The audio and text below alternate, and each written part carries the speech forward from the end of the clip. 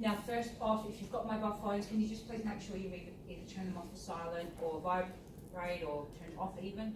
And what I will do is I'll head out of the way, and Brad's actually going to start the session. And I might sit over here this time. Hello everyone, I'm Brad Hughes, and I have an admission to make. I have a problem. And that problem is that I have a voice in my head, and it talks to me all the time. It tells me all sorts of different things, and it stresses me out, and I'm addicted. Keep going back to it. Can't get enough of that. It doesn't always serve me. Sometimes it's good, sometimes it's bad. But I want to share my problem with you today, and I want to be vulnerable, and I want to perhaps even share a way that we can eliminate the level of suffering that comes with that problem. Now, I'm going to make an assumption, and I'm pretty confident in this assumption, that you have the same problem, and I share this problem. And I already feel an affinity that everyone in this room, because I feel like we're all dealing with the same problem. And I'm a junkie of it, you know. There's times where I allow it to absolutely take over and railroad me. So I want to begin with a quote. There's a great comedian, his name's C.K. Lewis, a really funny guy. And his quote is,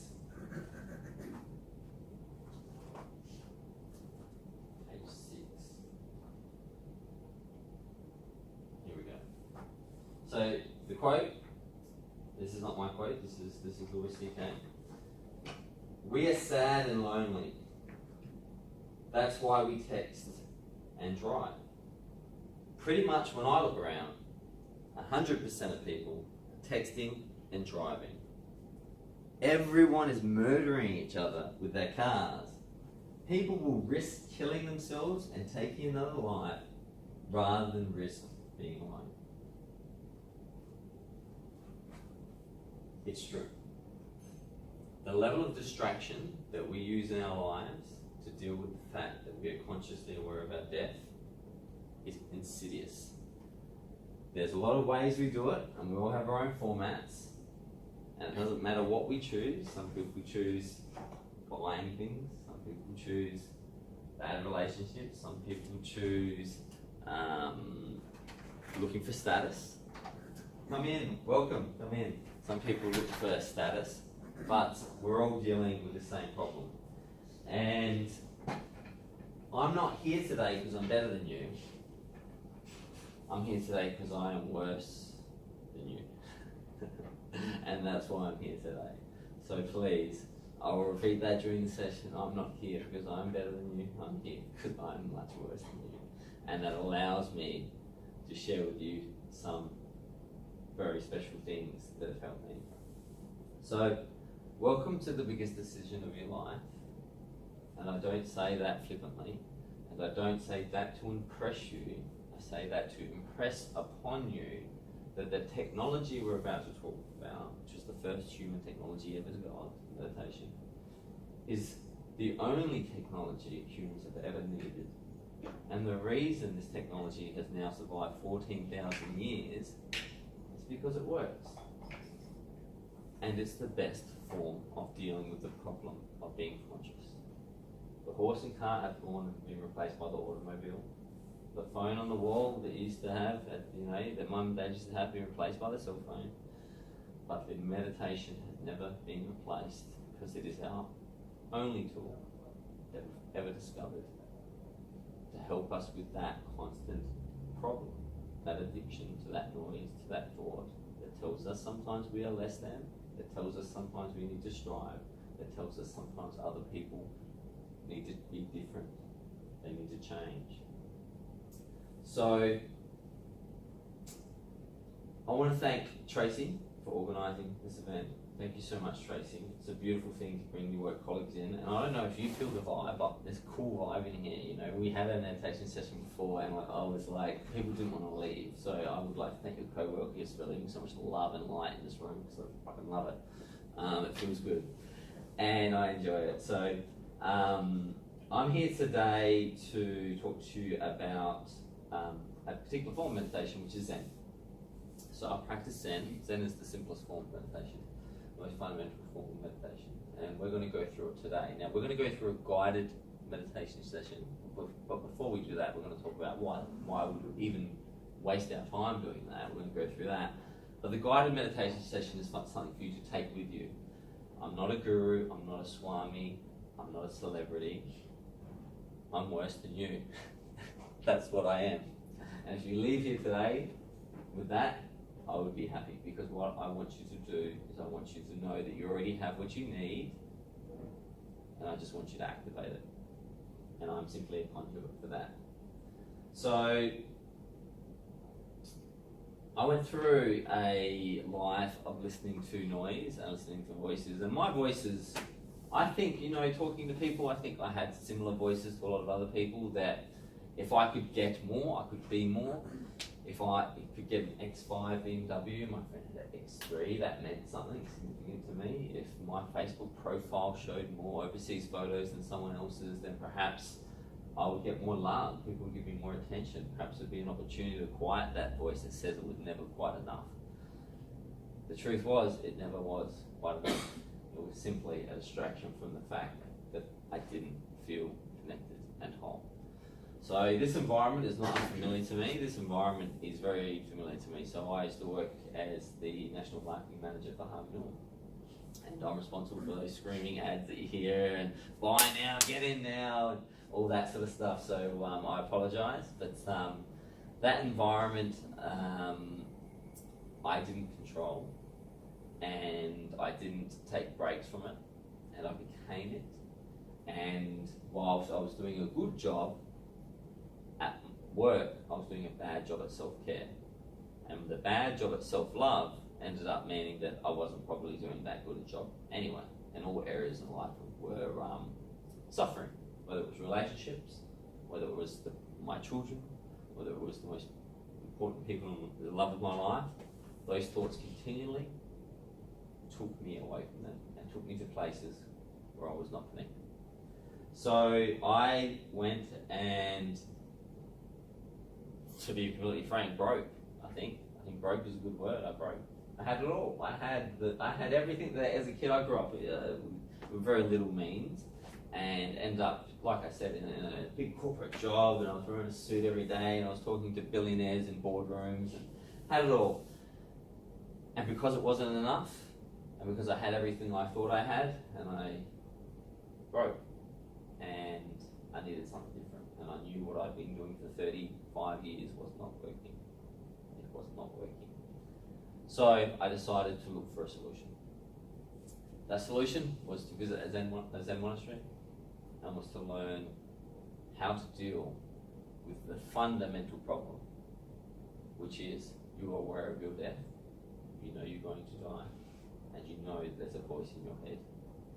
And once you can deal with those problems and understand them and use tools, technology, the first technology ever invented in meditation, you can be free. And you can live, and many words you use, whether it's the kingdom of God, nirvana, every culture has a word. You can live in an environment where you are free. So we're creating a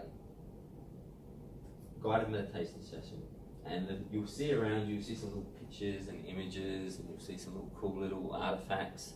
Never let those things distract you. They are simply objects that remind us of the sacred nature of life, because we live in a profane life. Very rarely do we actually center ourselves. Very rarely do we think about the love inside of us. So all these things aren't important. Meditation has nothing to do with religion. There is no religious basis behind meditation. Hindus, Christians, Buddhists, Muslims, Coptics, Jainists, every single culture, it is irrelevant. Meditation is a technology. So please, if you ever feel, if you have any religious background, religious context, meditation does not affect that.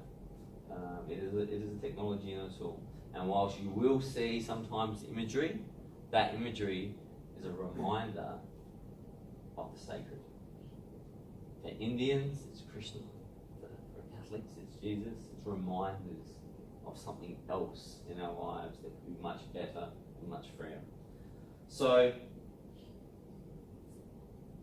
what we're going to do today is we're going to do some exercising. And we physically exercise, and Dee and I physically exercise. We have some gyms where we do physical exercise. Because as a hominid, as a human, as a Homo sapien, we're designed to travel about 20 to 25 kilometres a day. We're bipedal. It's great. Our stomachs are small, so we can move long distances. We stand upright, so our hands can use tools, and we need to keep active, and we do that. And you see the results of what happens if you don't stay active. You see your body suffer. You see your body break down because you are still exercising when you sit down. You're exercising your cholesterol. You're exercising your stress hormones. You're exercising the things that don't help. But today we're not going to exercise our body. We're going to exercise our brain. So humans have a organ. Now, I really want to emphasize that it's an organ. In Western culture, we elevate the brain very high status, very high level. And in matter of fact, many, I think people in our culture believe that we are our brain, which is part of the problem. It is simply an organ. It's a muscle. It's plastic. It's called neuroplasticity. It changes. When you change the way you look at things, the things you look at change because of this. So, the two areas I want to talk to you about today are the prefrontal cortex and the amygdala. Dee's favourite animal is the dolphin. So there's two mammals that share large, elongated prefrontal cortexes. One is the dolphin, and the other one's us, humans. Now, nature decided that rather than worry about a mortgage, it'd be better for dolphins to be able to send sonars, clicks, through the water in order to find prey and to communicate telepathically, which I think is pretty cool, to other dolphins to let them know whether there's danger or let them know how their environment's going. So the prefrontal cortex is pretty cool, it can do a lot of things. Dolphins decided to use it for that and exclusively for that. Humans, on the other hand, were able to use that prefrontal cortex to project future situations and to bring past situations into present situations in order to use them effectively in the environment. An example being, you eat a purple berry, you get sick, the prefrontal cortex will record that and lodge it, and you will be able to say, in the future, I will not eat that berry. And as we learn language, we tell other people that. It was very good for planning, excellent for planning, great for planning. And then we had our lower brain, which has been with us since we never shed, which is super important. It's called the amygdala. Now the amygdala is called our fight or flight area of our brain. Up here is logic, reason, love, let's be kind to each other, we live in large communities, how can I help my neighbours, can I improve myself? This is a beautiful thing, it really, really is, right? But just like any muscle, if you don't exercise it, the blood flow shrinks to it, and it becomes less involved with neural activity in the rest of your brain. This bad boy here, the amygdala, he works out like Arnold Schwarzenegger. He was originally designed to be used infrequently. He was designed to be used when a saber-toothed tigers never existed at the same time as humans, by the way, but I love using this analogy. So it was designed for, or a tiger would be a better example, it was designed for when a tiger would appear in the forest. You would unconsciously react, because your unconscious mind is far more powerful than your conscious mind. Release cortisol to make you faster, reduce adrenaline to make your muscles stronger, stop your digestion so you weren't wasting energy, and get you out of that environment as quickly as possible. The problem with the amygdala is it doesn't know the difference between a tiger and a passive-aggressive message on Instagram. It doesn't know the difference between impending death and the fact that your partner isn't giving you attention. It doesn't know the difference. So it reacts in the same way. It is our lower brain stem that has very little understanding of the outside world other than when it feels threatened, it will fight or it will run. And we all know it. You're sitting there in the lunchroom and someone says something that sets you off. That's the amygdala. And we've been working it out like Arnold Schwarzenegger. What we're going to do today is we're going to use that technology and we're going to send our blood flow back to our prefrontal cortex. We're going to allow that to be energized, and we're going to hopefully take that practice forward in our lives in order to create a more balanced life. Because good people get a lot of credit. You meet a Zen monk, and you say, "Well, what a great guy." He's not a great guy. His brain works properly. He's just doing what he's doing. There's no thought to what he's doing. When you do good, you feel good. When you feel good, you do good. And that's all we're trying to achieve in life. And it can be automated. The quote that I wanted to start and begin the meditation in about 2 or 3 minutes I wanted to read is a very profound quote from a book called the Tao Te Ching. And it's from our homeboys Lao Tzu. If you are depressed, you are living in the past. If you are anxious, you're living in the future. If you are at peace, you're living in the present. I just want you to sit with that for a second and ask yourself, is that true? I know for myself that when I thought about the idea of getting the new car, I became anxious because I didn't have it. So there was something missing because I didn't have what I thought I wanted. So living in the future, my future self had more than what my current self had. I didn't like that. Once again, remember, I'm a junkie. I'm always new. And then there were times where, for no reason at all, I'd remember things that had happened to me in the past. Someone would trigger it. Someone would say something that reminded me of a nasty event where I was less than, where I didn't feel worthy, where I didn't feel whole. And I'd go back to that place. But then, from time to time, when those thoughts stopped, I would feel peace. That peace can be taught, and that peace can be trainable. Now, the most important thing about this quote isn't any of this. It's this. 550 BC. So before one of my favourite blokes was walking around Judea talking about love and peace, 550 years ago, people were trying to deal with the idea of how do you be a human. And they didn't have Instagram. They found it hard to get Wi-Fi. And they had much less distractions, interference, and objections, workplace hostility than they could ever imagine. So if they were challenged in 550 BCE, when your day basically was, farming for rice, we need it today more than ever. So I don't say this because it's important, I say it because it's necessary.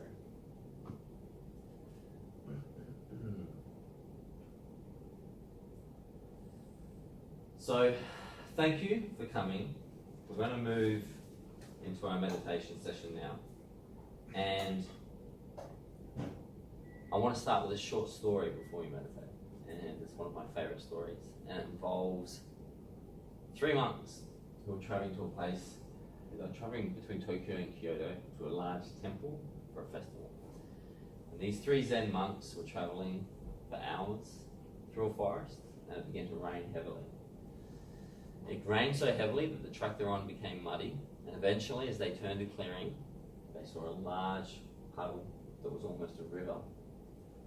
And in front of that river was a beautiful woman in a silk kimono who travelled no further. She was travelling to a palace in Kyoto. She was a concubine. And there was no way that she was able to pass without destroying her dress.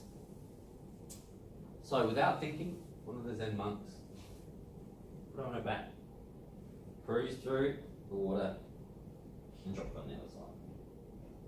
Said nothing, and the lady went on her way.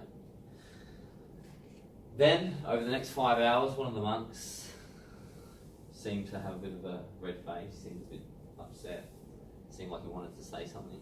And just before they got to the temple, he turned to the monk who had helped the girl and said, "What have you done?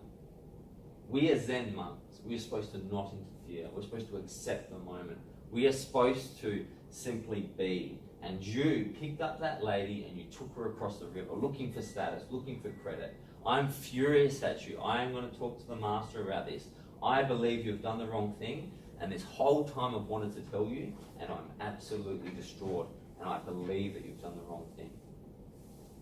And the monk that carried the lady, looked at him and said, "You're right, but I put her down 5 hours ago and you're still carrying her." So what I want you to do today is I want to give you permission to drop anything that you've carried. All those things that are so important, that are in the past, that are meaningful to you, I'm going to allow you and give you permission to just leave them. Leave them behind. You don't need to carry them today. They're not part of today's ritual. So your shoulders should start to feel free. That backpack, the story, the imagination of who you are that you constantly recite, I want you to shake it out of your shoulders. Drop the lady. You don't need her right now. You did the right thing. You are nature. You did nature. You are not broken. And all those things you carry can be left, forgotten about, and you are forgiven. So now that our shoulders are a bit looser, I want you to close your eyes in your own time and just start to feel the room without vision. I don't want you to use your sight. I want you to notice your other senses. I want you to notice how the air feels on your skin. I want you to notice how you're sitting in the chair. I want you to notice that now that you drop that lady, your spine is very straight. You can feel that your posture has become incredibly straight without any friction because of the weight that has been removed from your shoulders. And I want you to know that where we're going is a place that will serve and protect you, and you will be safe. It is a place where you can float. The secret to floating is not grabbing or grasping. Thoughts will arise during our meditation, but I would ask you to let them go, to let them float away, and they will arise, and we welcome them, and I thank those thoughts because they are the tests that we need in order to learn our brain. But you need to let them go, because if you're swimming in water and floating in water and you grasp and you panic and you snatch, all of a sudden the water no longer supports you and you sink. You're in a safe place. Allow those thoughts to go. They do not serve you. They do not belong to you. They are not you. You can let them go at will. I would like to start with 12 deep breaths. Everyone breathes differently. Breathe through your nose, you can breathe through your nose. But we're going to do it together, and we're going to count them through so we know that we've got our 12 deep breaths together. So we'll start with 1, 2,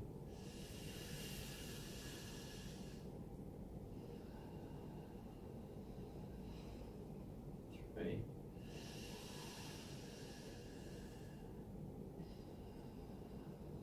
4. Now I'll allow you to continue at your own rate until you've had 12 deep breaths.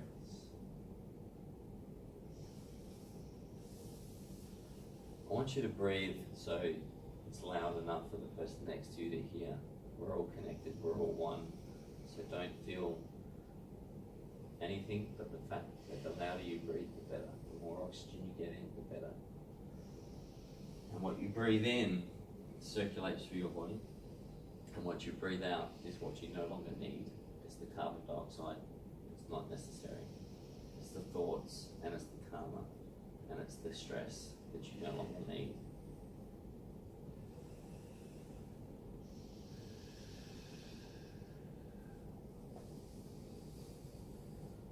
Once you reach your 12 breaths, as you continue with your eyes closed, I would like you to continue to breathe, but I would like you to move your focus directly to your breath. I would like you to tell me, I would like you to think and notice where it's coming from. Is your breath cool against your throat? Does it move deeply into your lungs? Does it go to your stomach? Where does your breath go? Be inquisitive about this thing that happens all day, every day. There's something about this breath that's special. There's something that we never acknowledge about it because we're very busy. But there seems to be something about it that seems true.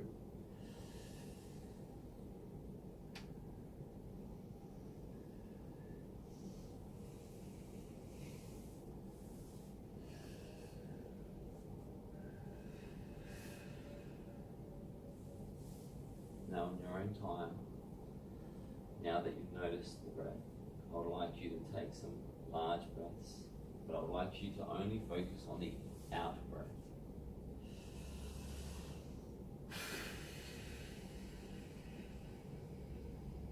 Exhale everything.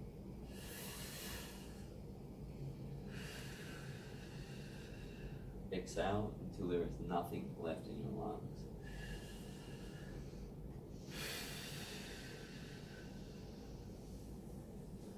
Be kind, and please do this a few times.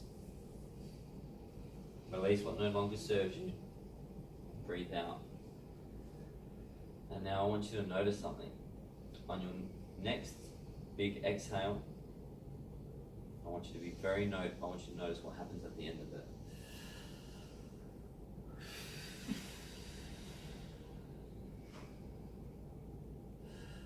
Something makes you breathe back in. It's not you. It's something very special, something that's protecting you and something that cares for you will always breathe back in.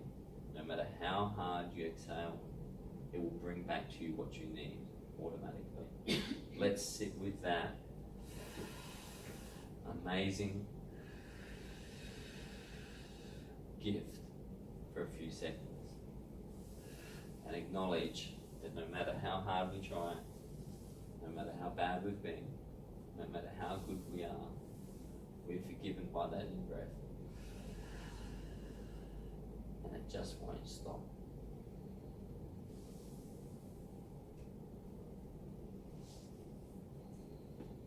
During this process, there will be thoughts, and that's completely natural. Just come back to your breath and allow those thoughts to float off. They are not you, they're not questions to be answered. They are simply thoughts. They are not your breath. They do not love you. They do not breathe. They do not support you. Let's be with the breath and allow the thoughts to go.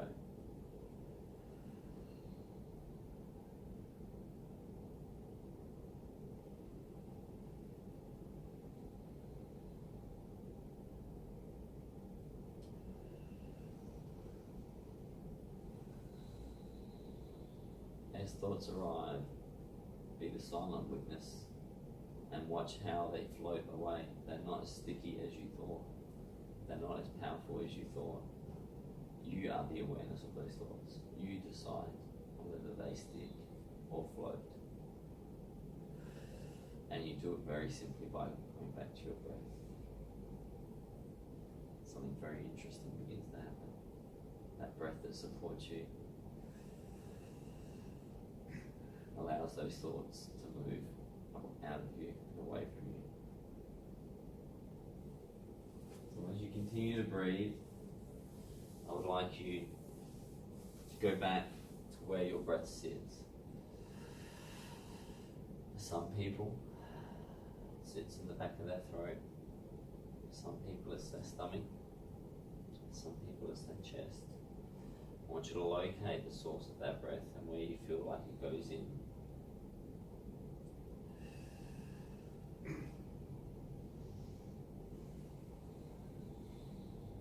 Once you've done that, I want you to notice a white light that perhaps you've seen before, perhaps it's familiar, but it's sitting right in that spot where your breath is coming from. And that white light, that small ball, I want you to use it. I want you to notice it. I want you to scan it up and down your body like an X-ray. I want you to take it from the top of your head, through your face, as your face relaxes, and lets go of all the worry and stress. It goes into your throat,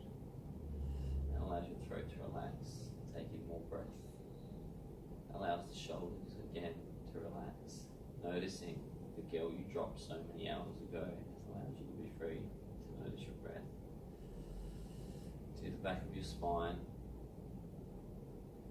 to your chest, to your pelvis, through your legs. I want you to do that process one more time.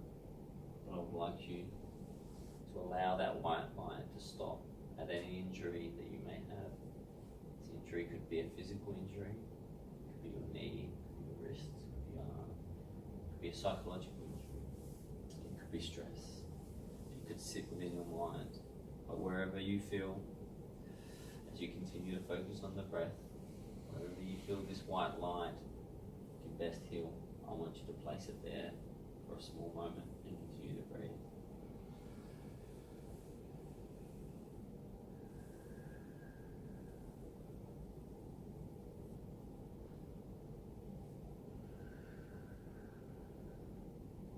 On this final body scan, as we go from the top of our head with the white light to the bottom of our feet in our own time, I want you to thank all those cells that continue to work tirelessly to keep you alive, to thank every organ that never asks anything of you, to thank your heart, your liver, your spine for being there, for never asking for anything, but always giving you something. We'll use this time to give this white light as a thank you through your body. Now, rather than a ball and rather than a small spot, as you thank your body, you notice this white light start to grow.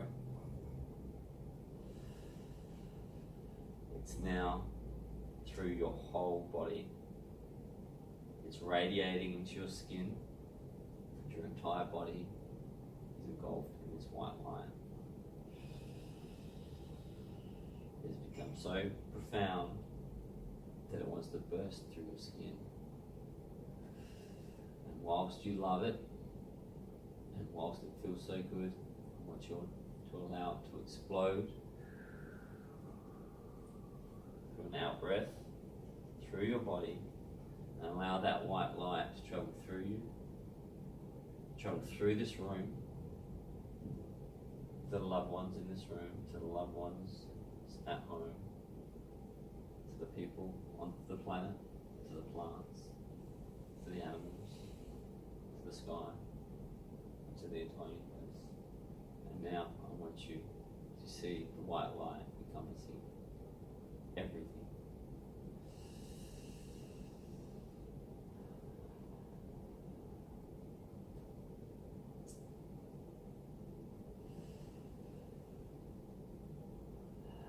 Now, we'll breathe. Continue to notice our breath.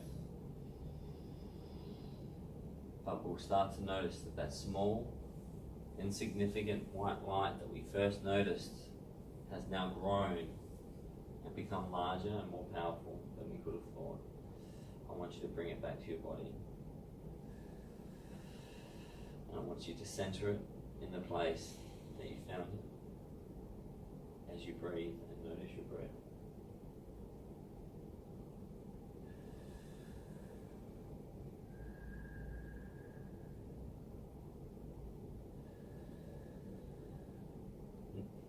Now that it's centered and it's back in its home, I want you to remember and notice and know that no matter what happens, there's a part of you that will inhale. There's a part of you looking after you, irrespective of your thoughts or your life conditions that you have access to. And your access to it is through your breath. And now that you've acknowledged it, you've ignited a flame.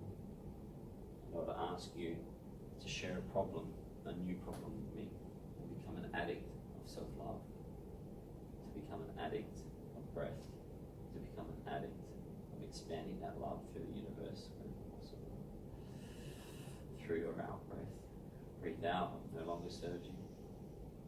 Breathe in what was necessary. Breathe out the carbon dioxide that was used by your cells. And breathe in naturally from an unknown force exactly what you need in this moment.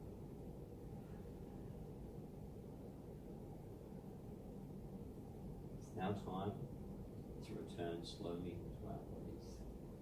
your eyes still closed, I want you to start to feel the feeling of your legs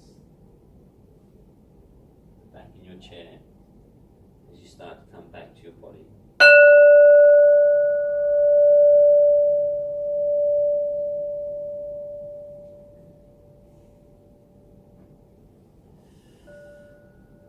You'll notice an aliveness now in your body. You'll notice that your skin, that the electricity, the nervous system now feels renewed. I want you to notice that your shoulders now seem to be looser. I want you to notice that your body did appreciate that small amount of recognition, that small time together, and that it will pay long-term dividends. And in your own time, as you continue to notice your breath, I'd like you to return to this room. I'd like to be part of your body, to slowly, in your own time, open your eyes and adjust yourself back to this physical spot and this physical place.